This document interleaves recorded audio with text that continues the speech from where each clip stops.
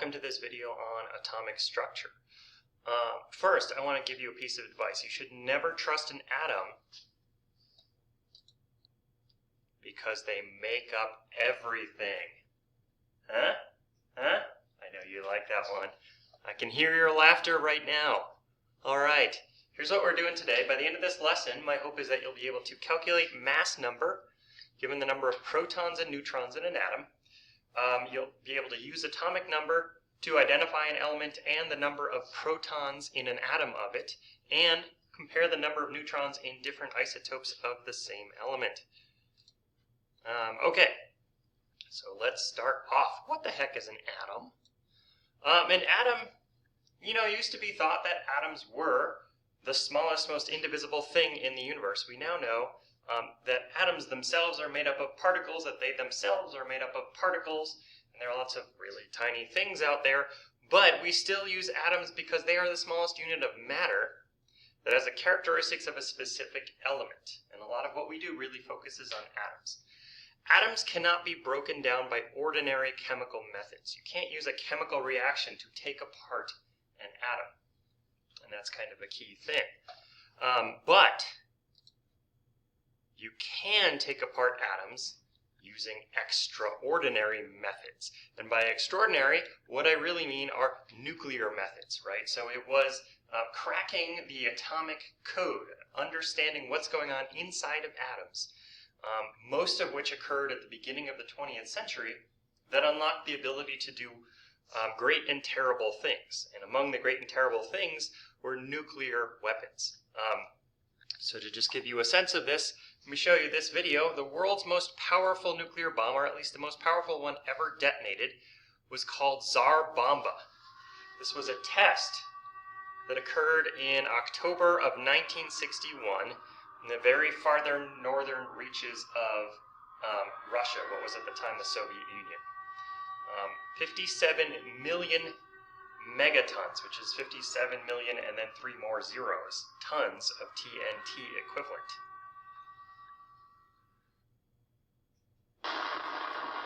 And this is actual footage of what happened. You can see the characteristic mushroom cloud. You can see water vapor condensing in the atmosphere as the shock wave comes away. And then you can actually see the camera shake as the shock wave passes by the camera. So this was 1961, the most powerful nuclear explosion ever done on planet Earth. And let me give you a little bit of background. So it was called Tsar Bomba, that was its nickname. This was at the height of the Cold War, the conflict between the United States and the Soviet Union. The test occurred on October 30th, 1961, and it was dropped above this island right here. This island right here of Novaya Zemlya. So this big thin island that you can see is actually well above Scandinavia, so very far to the north. Its yield was 50 megatons of TNT. That's 3,000 times more powerful than the bombs used in World War II on Nagasaki and Hiroshima. The mushroom cloud that you saw in that video was 42 miles high. As a reference, if you're in an airplane, you're probably 6 or 7 miles up in the air. If you had been standing up to 62 miles away, you would have gotten third degree, very serious burns on your skin, and over 500 miles away, from the explosion, there were reports that windows were broken. So the amount of power that was unleashed from unlocking the understanding of what happens inside of atoms is astounding. Okay, so what exactly do we know about what's inside of an atom? So here are the basics. You may have seen this before, but it's important to not only learn it, but to remember these distinctions. So atoms are made up of 3 what we call subatomic particles. Sub meaning under. So under the size of an atom, we have 3 particles, and those 3 particles are protons. So protons have a positive charge and a mass of 1 AMU. I'll tell you in just a little bit what an AMU is. There are neutrons. Neutrons are neutral. I like to try to use that to remember it. They have no charge, and they also have a mass of 1 AMU. And then the third particle is the electron, and electrons have a negative charge, and then a mass of 0 AMU. They do have some mass, but their mass relative to the mass of a proton or a neutron is so small that we just ignore it. Okay, and in terms of where things are in the atom, protons and neutrons are located in the nucleus. Nucleus is a term you may hear in other contexts. For example, cells in biology. Cells have nuclei. Nucleus. That's the plural of nucleus. So atoms also have a nucleus. It's the very center of the atom, and that's where protons and neutrons are sitting there stuck together. And then way, way far away, electrons are in these things called orbital shells. And it's a little bit strange because they don't actually orbit the nucleus. They are simply found in certain areas, or they are more likely to be found in certain areas.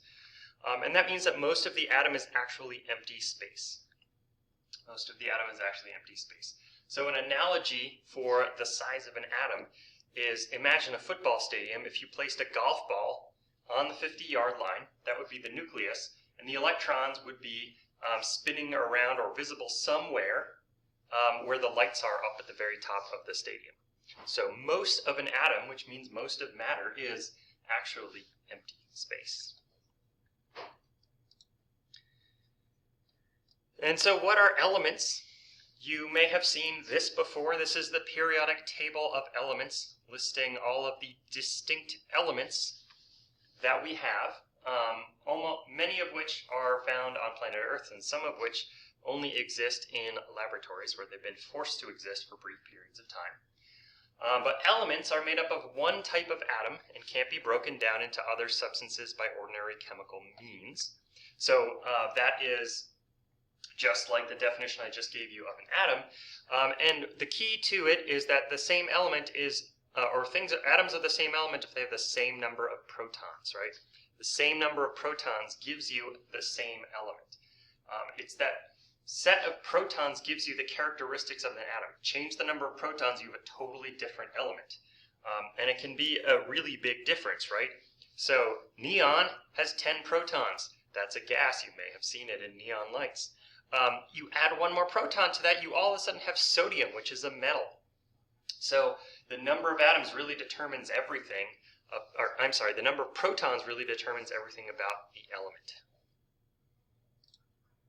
Okay, so here are some common examples of elements that you might find by themselves in everyday life.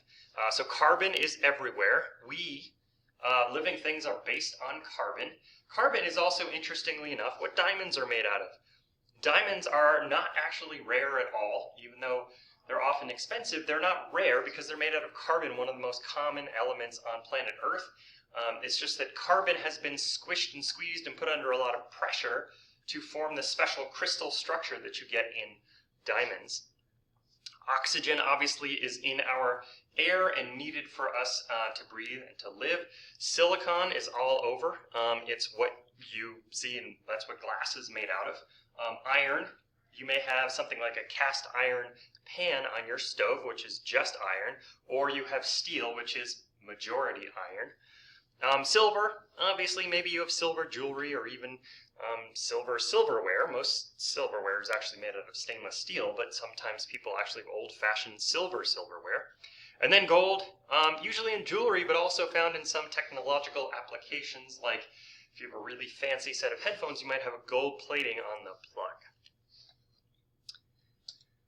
Okay, so atomic number and mass number are the two most important terms to know about atoms and elements. And so atomic number is simply the number of protons in an atom, just protons.